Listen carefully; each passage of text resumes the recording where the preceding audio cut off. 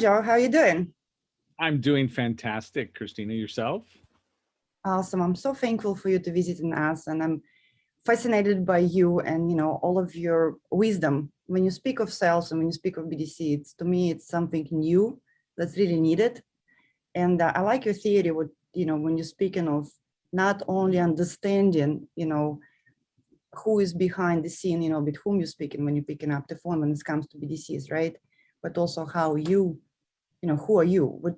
How the other people see you, right? And stuff. So I think it's very important. And there's a lot of also, with the changes, what's coming up right now, right? Within the digital world and also BDC, I think a lot of times, especially in our industry, it's a lot of times misunderstood, right? And they use in a different way. So and now when we have most of it's coming up, internet marketing and internet leads, right?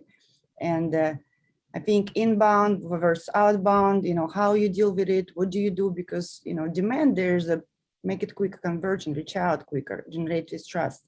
And I think, that's also very important, and then also the question, do we need BDC departments or we don't need BDC departments? Should we hire BDC service from outside over, a dealership, or should we build it inside? Should we hire certain people? Should we teach existing people? Should we put this job on the salespeople roles? So it's kind of a lot of unknown right now, right? And everybody have their own ways, but I have a question for you. What would be your suggestions when it comes to BDC as BDC Genius? It's a great question. I'm going to tell you so again, BDC, I can talk forever, right? It's been 21 years of playing this game, right? I understand it. And I've done it in automotive. I've done it in dentistry. I've done it in chiropractic offices. I've done it now recently with moving companies and software companies, right? The CRM companies, I've done it there where I've built their internal departments, right? And the first question we'll tackle is, should it be inside or outside? Right? Should it be somebody inside? Now, if you can handle the infrastructure and the expense, inside will always generate you better results.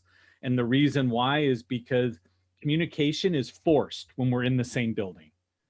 Okay. And so do you need a BDC is a completely different topic on whether or not do I do an inside or an outside. An outside BDC, if you're going for cost effectiveness, you don't want the workers' comp, the nightmare of people calling in sick, right? Then yeah, you can get to an outside company and say, I want you to handle this stuff for me. You just have to take with it that your management staff has no punishment assigned if they don't respond to the people that are in a different state trying to ping you to say, hey, I've got somebody who really needs to talk to somebody, right? They can ignore a text message because they were already working a deal on one of your products. So they can say, hey, I was working a deal, so I didn't get to that person. Where if I was where you were, Christina, and you weren't answering your phone, I would walk into your office, right? And I would go, hey, Christina, this customer needs blah, blah, blah, blah. So inside will always generate more stable results as long as everything, again, it's going to come down to, are they set up right? And that's where most people fail. What we typically do is we take somebody who's a cashier or a receptionist, right? And we just start adding additional stuff to them saying, here, set appointments, do this, right? And I will tell you that anytime we half-ass something, it takes an ass and a half to get it back to where it needs to be productive. I love it. Okay. And so I always say we're so busy trying to cut costs that we don't build things correctly. Then when it fails, we say, see, I'm glad I didn't spend enough money. If I would have spent the real amount of money and it failed, well, yeah, but if you had spent the right amount of money and got the right structure built and everybody trained, then it runs. Right? Then it becomes productive, becomes part of the system. So typically what I say is that you can put in a BDC if you have a sales department that can't respond to leads. So I'll talk a little bit about communication style and why it's failing when we're doing this. Okay. So we walk into our sales department, right? Walk into them the first day of the month and you go, you guys excited? And they're like, yes. And you're like, how much money are you going to make? I don't know. right? And but they're excited to be there because we can get them excited. But that's the same person who's not going to go down through all 10 steps of every sales process. They're sure as heck not going to do 10 steps on the lot when somebody shows up, right? But they're definitely not going to go through the 5 things you have to do with the internet lead, right? When it comes in, they're sure as heck not going to go through the 6 steps of a sales call. Okay, because Right. why? They are dependent upon their personality, not on their structure.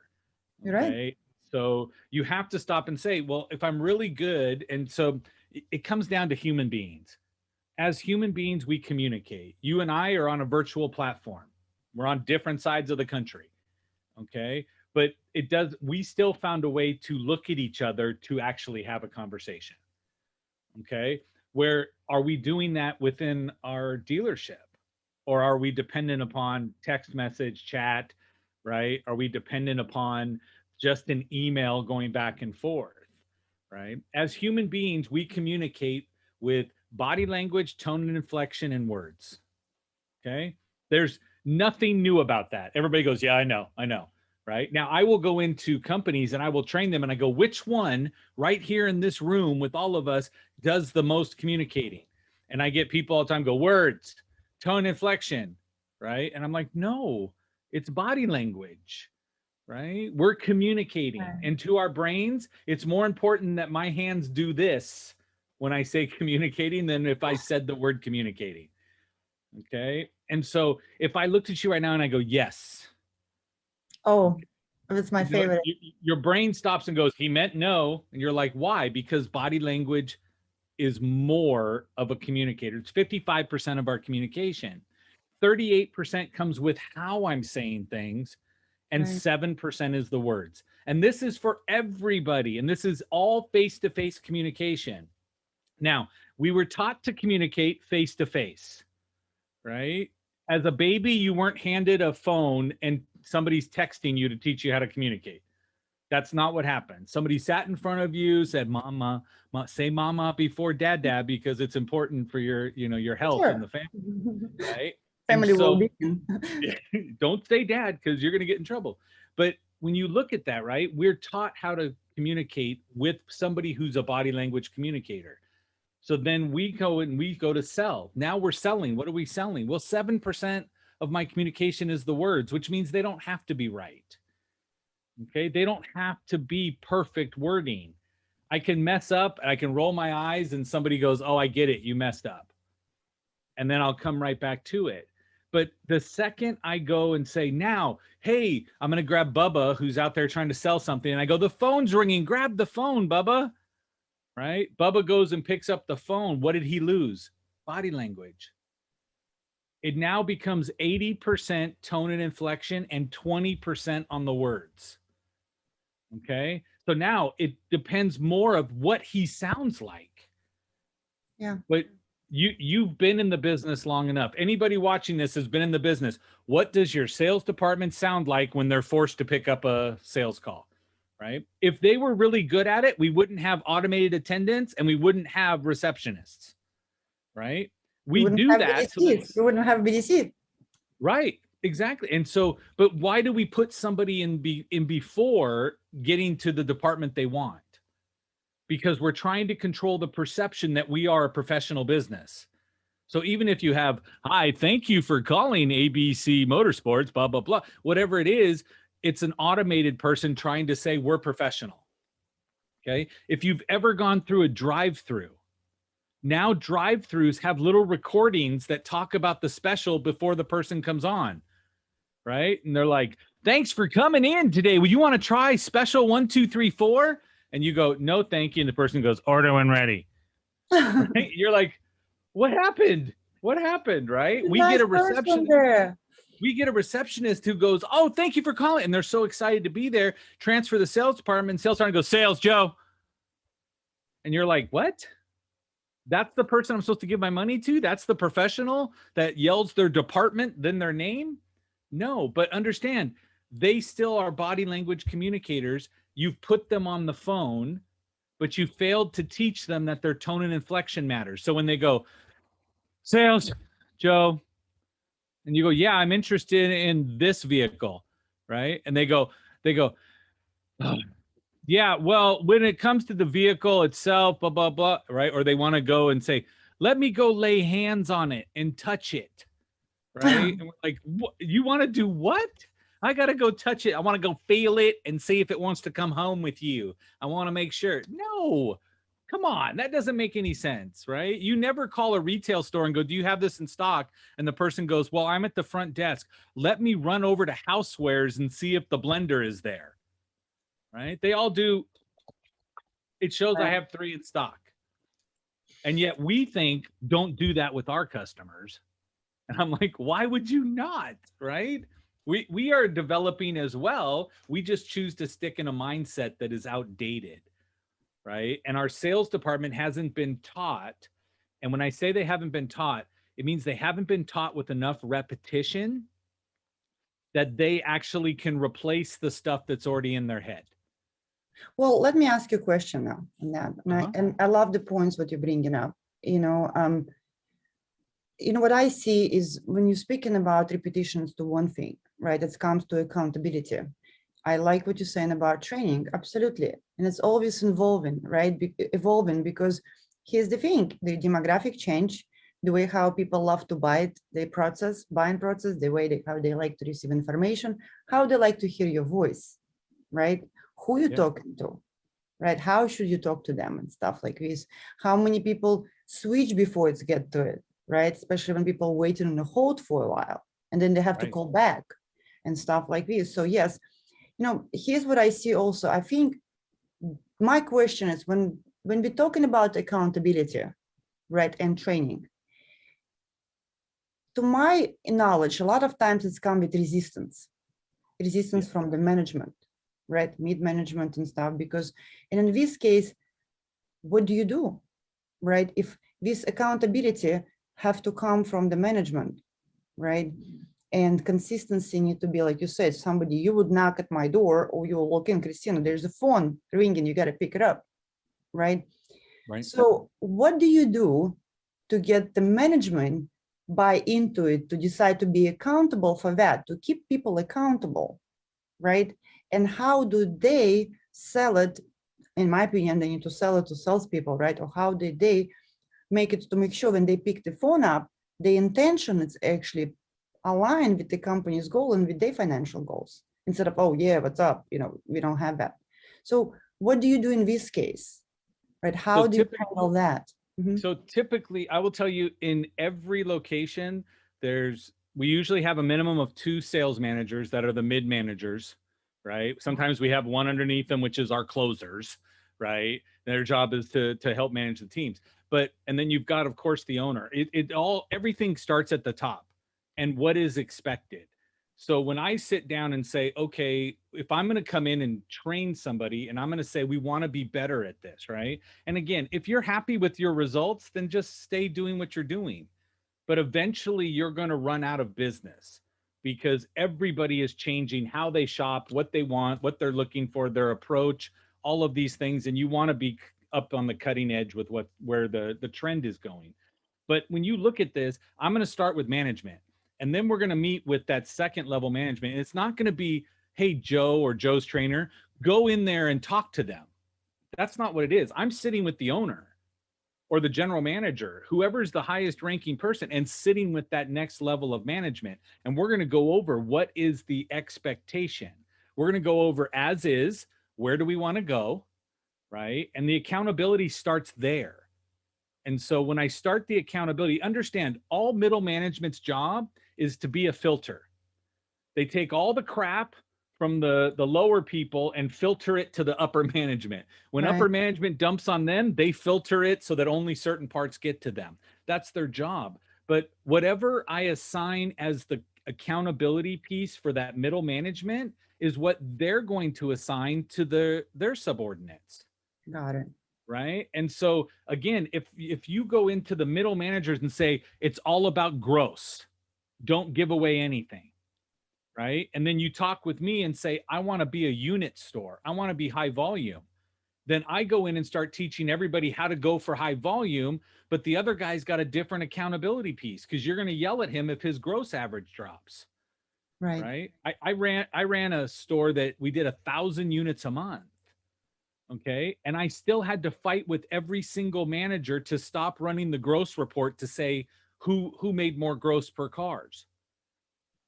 Right. Per vehicle sold. They were like, oh, look, I'm this. And I'm like, well, then if this guy's 1,000, this guy's 1,200, this one's 1,500, right? This one's 800, and you're 4,000. How many units did you cost me while you were trying to keep the average at 4,000? Right. Right. And so again, do we have an alignment of goals?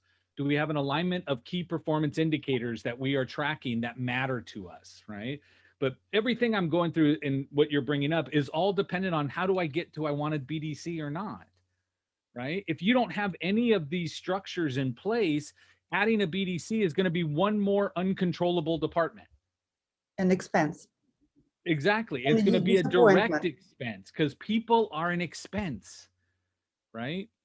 And again, is anybody tracking how much money we make out of a BDC once we put one in?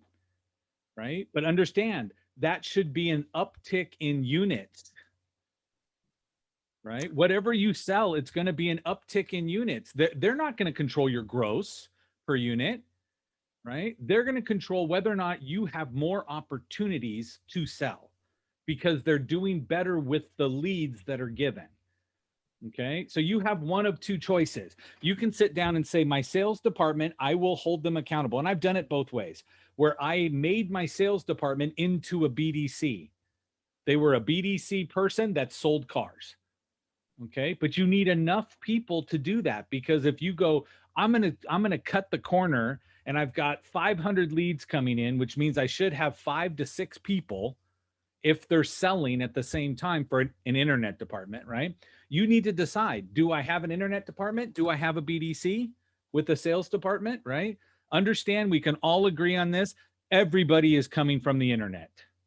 So let's just say this right now. Please help us with that. Let's show the difference. What is it, internet leads department and a BDC? What's the difference between two? So to me, what the difference is when you look at this, so BDC stands for Business Development Center.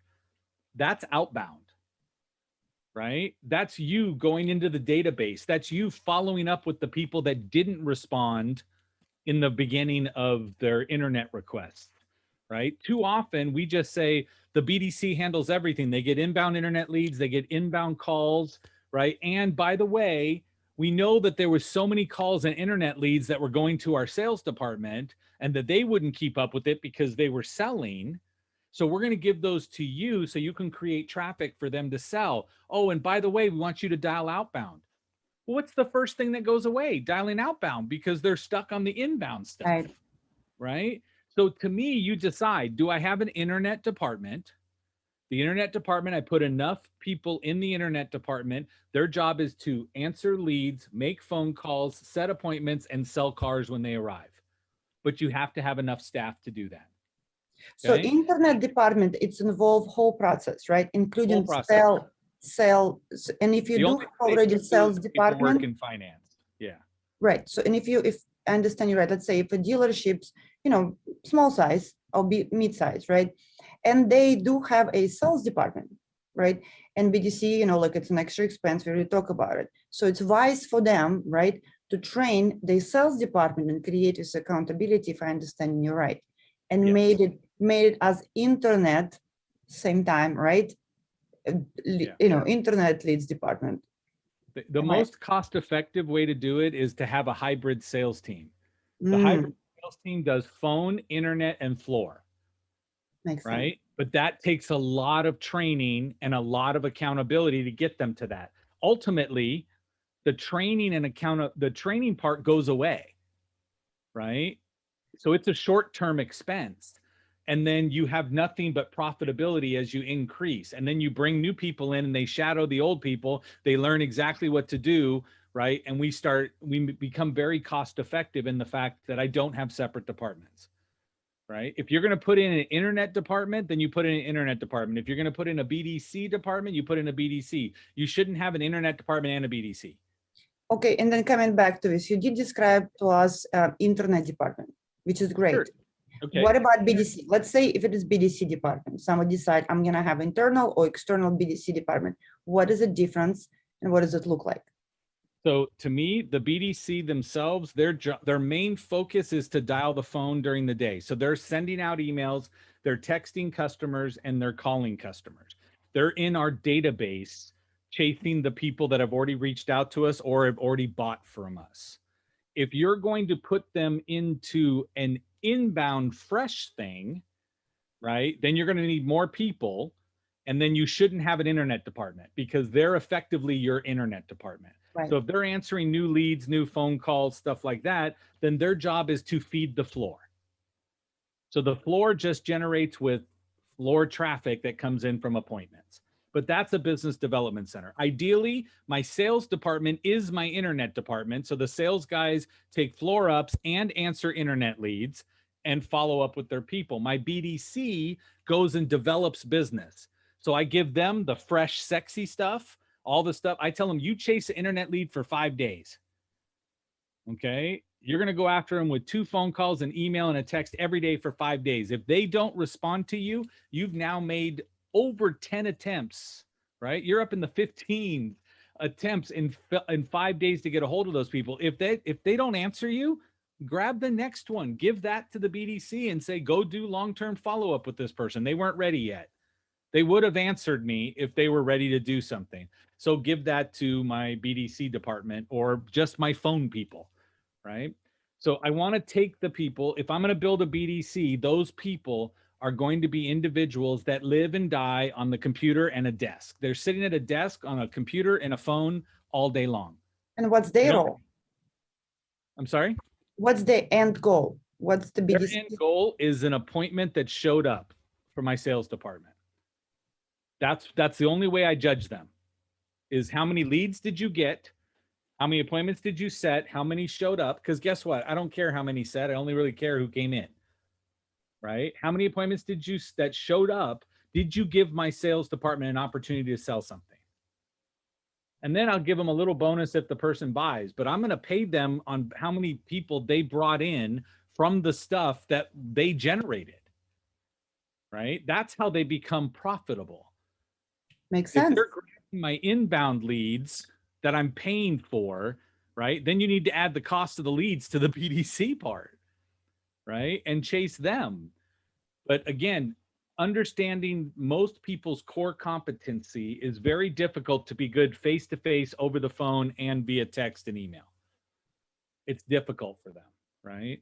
So if you think about your person, so Bubba's outside talking to people, Bubba gets to use the 7% words, right? And then when we tell him to pick up the phone, it's supposed to be the words that work 20%, that are worth 20. So they should be higher caliber words, but he uses the 7% right across, right? He uses the same word he uses outside that needs his body language.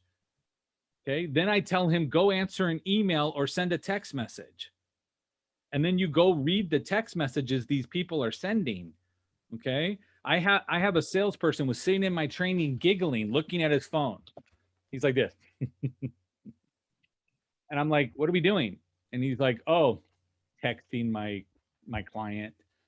And I'm like, okay, what's the dollar value associated to what you're selling? He's like $170,000. I said, okay, give me your phone. I looked down. He's got little heart eye emojis, little pictures of vehicles in the thing. And I'm like, I'm sorry, why are you sending this? My clients love it. I go, you sell four vehicles a month. Stop it. Right. If you're selling 4 units a month, don't tell me you're a superstar. And I was like, no, get rid of the little emojis because that's not professional to justify the expense. I blocked it all out. I typed in, I said, they'll answer back with what time works best for them for the appointment. And he was like, well, sure, bing. And then it comes back. Bing, I'll be there at 6:45. And he was like, I said, don't impose your own views onto the client. Right. And that's where you look at who will follow my process the most, my hourly paid employee. right? Because I don't need them to have a super personality. My sales department needs to have a super personality. So when somebody gets there, they can fall in love with them and they can get them to be, buy things that are out of their comfort zone in buying. Okay. But again, stop demanding of your sales department to do your phone and internet if you haven't invested in them to understand. Because the text message and the email messaging, those are 100% about the words they're sending. Yeah. There's no tone and inflection. There's no body language, right? That's why the biggest thing right now is video. Why is video so important? It's for everyone in your actual dealership, and based on the products, video is so important because it takes away, it gives you back the 55% of the communication you're used to using. Right. Right. And now your words don't have to be perfect. But if I'm going to go through text and email, my words better be perfect. So we need to teach better words, right? So if I give you words that stand on their own, 100%, they're going to get you a result with an appointment, right? For somebody to come in. And if I take those words and I add them to the phone where it's 20%, that means you're going to nail all 20% because you're using words that are better than what's needed. Then if you take those same words and use it on the lot, you get an uptick of 7% because you're using better words, right? But right now, most of the sales department picks up the phone and they'll set 2 appointments out of every 10 phone calls, right? Stop and look. You understand marketing, Christina. You know that. How much money are they spending to make a phone ring? I tell my clients, picture 2 $100 bills laying on the phone every time it rings. Right. And you're going to pick it up. You're going to pick it up and go, sales, Joe. No, I sold that one yesterday. Customer's really happy. Click. That was my $200 phone call. Did you give me a $200 effort? No. And no one's excited to know that you sold the vehicle they're looking for. But you want them to be happy for you? Come on. I like what you said. If you expect something from your sales department to do, you got to invest in them. I think Absolutely. it's very, very important. Because what I see a lot, like in the dealerships, because there's lack of training, more so lack of why. Right. Like we're like kids. We're all going to be always kids, right? If you go to a child, they keep asking you, why I cannot do it? Why should I do it? Why that? Well, I have 3 of them. Why? If you don't explain why, they're not going to do it. And also how you explain, right? So why are they doing it? Most trainers come in and yell at everybody to do it. And if they ask why, they go, because I said so and your management's paying me. So evidently they must agree with me. And you're like, most of the time the management said, I'm paying you for the result you said I could get. right. They didn't go through all of your training and understand what it is, right? But again, the answer is going to be, can you explain to somebody why what you're going to do is going to work better than what they're currently doing? And then are you practicing it enough with the repetition that they can replace it? Because I could give you something like right now, most of them, when somebody goes, so what kind of discount can I get on this rig? Right? They have an answer. Every single salesperson after 1 week in the business has an answer. Some of them go, you got to talk to my manager, right? Some of them are like, when it comes to discounts, it's blah, blah, blah, blah, right? Others, well, is this the one you want to take home? Right? Everybody has an answer. But if you want to come back and say, here's what I want you to say now. Now that only works 10% of the time. So you have a 90% failure rate, but you know what you don't have? You don't have something that works better. Right. You can only say what you say. Right? In finance, we tell them 100% of the products, 100% of the time, right? To 100% of the people. Mm-hmm. Okay. And we say that over and over again. And still somebody comes out and goes, they never offered me this. You're And right. you're like, but you're right. sitting in the box. Yes. Right. And we go, why would you deviate from, well, I felt different. No, it's not. Get in there and build the right process for the right person. But everyone is a buyer. Are they able to buy from you is the question. I don't know the last time anyone has gone shopping, right? The products we sell aren't typically in a mall. Right. Right? In a mall, I can go just looking. But guess what? I don't drive to a retail establishment. I don't walk into a restaurant. Okay. And the restaurant goes, oh, hi, how many are partying? Go, I'm just looking. I don't know if I want to eat. Right. That doesn't happen. It Right? happened. Why? You would have went online, found their menu, looked at it first, checked the Yelp reviews to make sure no one's getting, salmonella. And then you would go into the restaurant to go make sure it checks out with what the pictures are. All of this is done. We all do this. Why pretend your client isn't? Right? And then are you setting up the right process to put in place? If my salespeople can answer the phone and do it the way I want them to do it, if they can answer emails and do it with the follow-up I want them to do, if they can do that and they can sell somebody when they walk on the lot, then don't put in a BDC, right? You don't need a BDC because they're acting as a BDC. That takes a lot of upfront effort, but then a long-term benefit. But my management has to be on board with holding everybody accountable every day. Do they check in every day and tell you what they did the last day they worked, right? What do we like about the BDC department? They come in and do what we tell them to do between the hours they're supposed to work. Because you can push to somebody's accountability. But your BDC manager knows to print reports and give them to you, right? All of the reports that they give you, you can get out of the CRM too. Yes. Right? And again, how active are my managers in controlling the outcome of the day? Right? We can go all down that rabbit hole. I say all the time that, so many managers have retired. They just forgot to stop coming to work. Okay. So they're there retired on your dime. You're paying them. And all they're going to do is grab the low hanging fruit.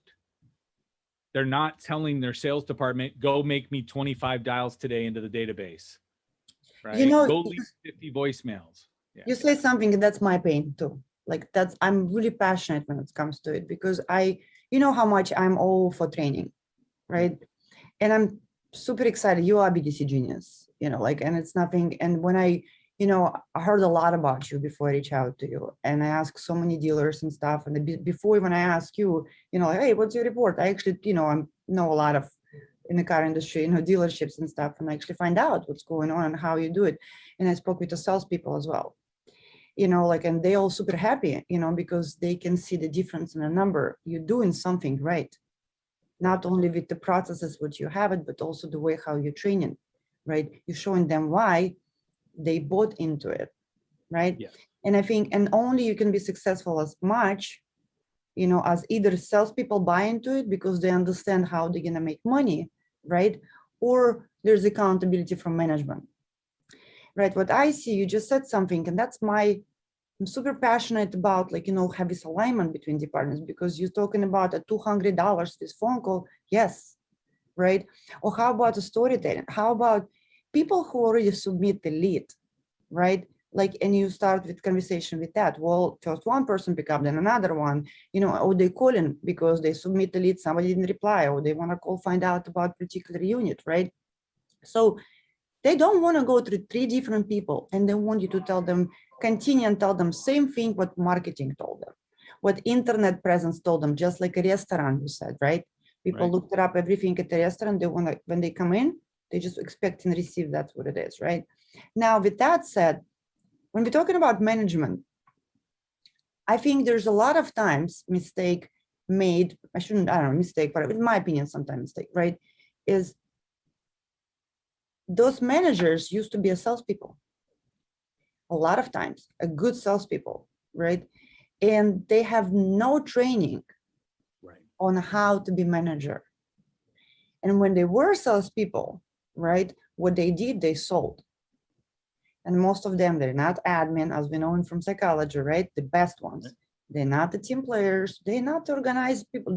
They free spirit, they characters. That's what they do. They're the personalities. Right. Right. You're right. Yeah. Right. And then when you put them in the seat of a management, there's become the thing that they don't sell anymore. They forget this, right? They don't sell to customer either. They don't really communicate much with customers, and they don't, for some reason, sell it to employees, to their team.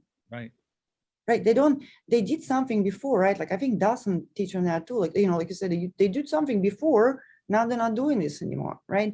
And that's the biggest thing. It's when you say managers, I think I really feel bad for them because they didn't have a training. And when you do your training, I mean, to me, it's like, I think they all need to be there. Managements, there's resistance, but I know you're doing so. The why I reach out also to you because you very smart when it comes to psychology. And I love psychology. I think, emotional intelligence very important because we're talking about communication, about relationship, no matter what type of relationship it is, right? Because you're able to actually people who is most resistance when it's come to it, right? You're able to give them why enough so they can keep accountable and be excited about, and also give the salespeople thing, and the way what you just defined it, so many different, you could actually cleared up for us and explain, okay, what's the difference between BDC and internet management, right? You also show us, honestly, I'd also believe the best solution when you salespeople, because when somebody already reaching out to you, it's inbound. They don't want to go from one to another personality. You adding steps to them. They have to meet so many different things. And then are you sure everybody can continue the same story, right? Now you have a, and then what if manager need to get involved? Then you have F&I people involved. Then you have upsell people with transportation involved, right? And the service people, and it's all coming in and go like that. So I think that is very important. I like what you're saying when it comes to, let's train the salespeople to do the best what they can do, right? And sell them and show them why, right? That's kind of, I'm excited, and I'm really excited that you actually did promise me that you're not gonna leave us alone. You're not gonna abandon me, and that you're gonna be more active because you're very passionate about it. And I'm very excited. I believe one of the biggest things for me, what's always been that I've seen demonstrated successfully in my life, right? If things are fun, people do them, right? And I know, because I got asked this on an interview earlier today. They were like, well, what makes your training different? I'm like, we have fun, right? I'm not that person who drones on at people, right? I do the initial training. We do it. It's fun. There's videos. We enjoy. We laugh. We poke fun at the industry that we're all in, right? We can poke fun at the Karen customers that want to complain about everything. We can laugh about all those things, right? Once we do the initial training and we do all that, then training becomes a punishment. We're not going to have fun, right? If I've invested in you and I've told you this is how we're going to do it, and we put it all together, right? And then you decide to not do it, and you don't hit the stats that we know and other people are doing, then when the trainer comes back, you have to go. Nobody has to go back to training again if they're doing what they asked you to do, right? And so it's like, if I said you're going to do steps 1 through 10 and you're going to get these results, and you keep doing it, and now every month I make you go back through the same training of steps 1 through 10, you're doing it. You're hitting the numbers we asked you to hit. Stop forcing people to go into training once they've adapted, changed, and absorbed it and are delivering it correctly. Do a different training. Go to an advanced level training. Wow, that's good. Right? But stop beating them up with the same trainer, teaching them the same thing over and over again, right? We get this a lot from the factory stuff, right? I've been in factory trainings. I go in with the different manufacturers and come in. They're like, dude, your stuff's fun. And I'm like, it's supposed to be. It's not about, let's just drone on about something. And there are times where I got to sit down and say, no, we have to cover all 10 things, and you have to memorize the 10 things. These are the actual benefits to the product, right? Can you communicate them? But can we have fun at the same time is what we look for, right? And so to me, you're going to get more people involved, more people wanting to do it if you're somebody likable, fun, and you get results. I think the get results. That's all you got to look for. Yeah, get results is very important. And like, again, this is, I mean, I'm excited. It's brilliant, like everything what you're saying and stuff. And you really do understand dealerships and, cultures, different cultures inside. And I have a last question for you, and I'm looking again forward for all the future, communication with you. And I know that you're doing a great job, and you're going to do some workshop with us as well, right? So my question, when it comes to, like, people, like, we're gonna do workshop, right? You're gonna do workshop, I think you said, on a BDC as well, right? Yep. who should be attending to this workshop? And so ultimately the end user that's going to use the stuff, and then the level management above. If I can get everybody involved, if you think about it and say the general manager is attending a training on a workshop, right? Attending that with the staff, right? The staff will always do half of what their management does. Okay. So if you stop and look, and so I'm just going to run down and say that in the sales department, we have a general sales manager, we have sales managers, then we have our sales staff. Okay. So if the GSM doesn't come, right, then this person can't do 100%. They're going to give me 50%. So my sales managers are going to do 50%. Right. And then the sales department will end up doing 50% of their 50. yeah, So now I'm getting 25% down at the core where it needs to be 100%, 100%, 100%. So if my GM shows up and my general manager is there participating, not on their phone, not doing anything, they put their phone down, they pull out a notepad and they sit there, then their GSM has to put down their phone, pull out a notepad and participate, right? And then the sales managers go, well, crap, I have to put away my phone, grab a notepad and participate. And the salespeople look at all of their management doing the same thing and they go, I'm gonna do this so I can implement it. right. Right. But when you show up and they're like, oh, hold on, yeah, we forgot you were coming. Let me go see who's here. And then we go grab 3 people that are sitting in the corner and go put them in a room for you to train with. Those 3 people feel like they're being punished more than they're getting to find information that they can do. And now I have to sell out of the hole you dug me into to 0, and then from 0 to value. So, again, and I think, obviously you're absolutely right when it comes to it. It's got to be everybody to keep accountability. I like how you're saying that. Now, also the following question with that, and I will let you go. I know it's time. So how to deal with situations like when dealership already have in place some training. Let's say they just went through some training internally, it doesn't necessarily work and stuff. They're trying to digest this and trying to whatever, there's already pressure, right? But it doesn't work, right? And then management or principal decide, hey, we can onboard another training here. Let's try this out. Yeah, it's management of the month programs. Right. How do I redefine everything every month? Yeah. Right. So what will be your suggestions to managers? Like how do they propose it? Like actually sell it. I think they need to sell it, right? Do they sell stuff to be on board? Well, like, hey guys, we just went through thing and it was crap maybe, but because now they have to be exposed almost and acknowledge that previous, wasn't good. So what will be your suggestion to people, like managers, to how should they propose it to their salespeople? So what has to happen is when the general manager, so for me, I don't fear this, and a lot of people do. I go to the decision maker, I sell them on it and say done. Well, then it becomes a mandate to the next level management. So this is forced upon them, so they automatically are going to be against the training because they didn't participate in it. There's resistance. They didn't participate in the decision. Right. So right now, I will tell you that as soon as a company gets over 200 people, right? When a company gets over 200 people, no longer is there one person making a decision. 70% of all decisions are made by committee because the CEO or the general manager says, I'm not going to go spend money and have you guys backfire it or stab the guy in the back while he's here doing it. So I'm going to bring you guys in. You guys are going to listen to what we're talking about. And then you tell me if you're going to stab this person in the back before I pay him. Right. And so everybody gets involved. Wow. So your management gets involved in decision of the training. Because the best thing to understand is that currently at your dealership, at your store, no matter what you're training, your salespeople have become deaf to your sales management.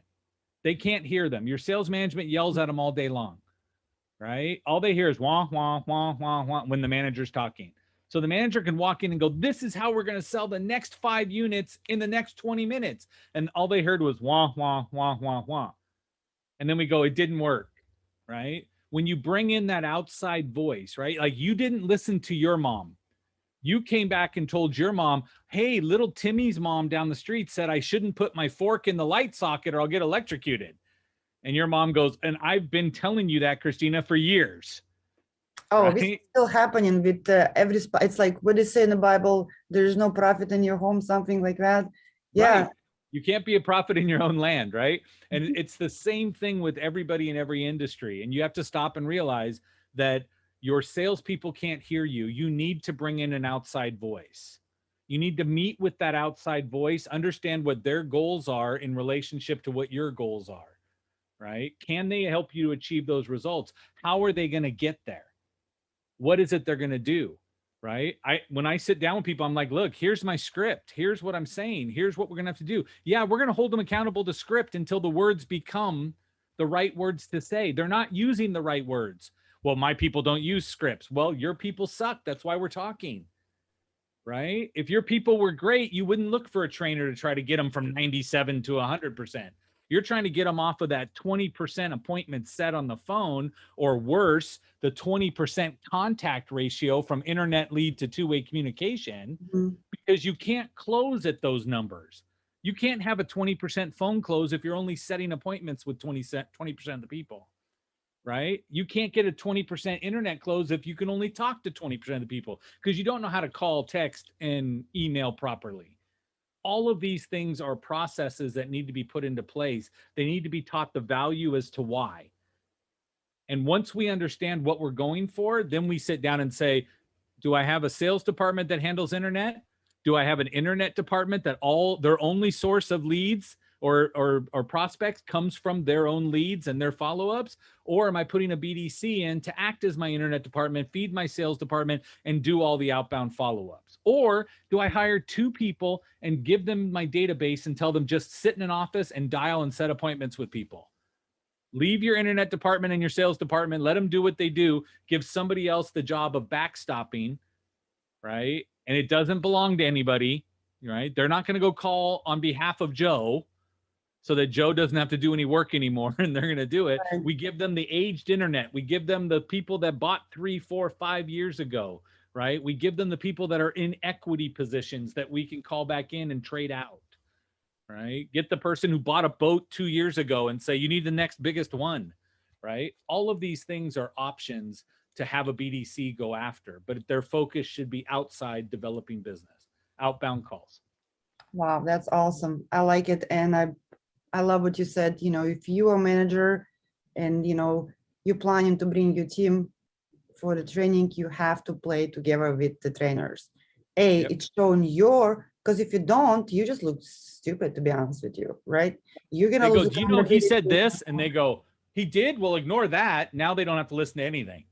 Yeah, you're going to lose it anyway. So I think the best guys, smartest ones, girls and guys, what they're going to do, they're going to, yeah, that's my idea. Yeah. Shake the hands. I talked to him about it before that. That's why. Yeah, I told him that, you know, I teach him that, Joe, you know, thank me. Well, anyway, my goodness, like I'm super excited again. And thank you so much for all your wisdom and stuff. We're looking forward to everything that you got for us. And welcome to RV industry.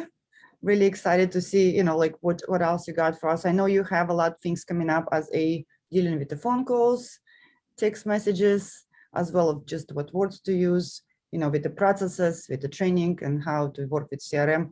And I also know you know a lot about marketing as well. So I'm looking forward to have some conversations with you when it comes. We'll go deep down the psychological rabbit hole together. Oh, you and I can do it all day long. Exactly. Thank you again, Joe. Thank you so much for coming in. And you are BDC and Sales Genius. I'm definitely confirming that. And have a beautiful day again. Thank you so much for coming to RVE. I'm looking forward to hear from you again. Fantastic. Thank you, Ms. Christina. Be good. Thanks, everybody.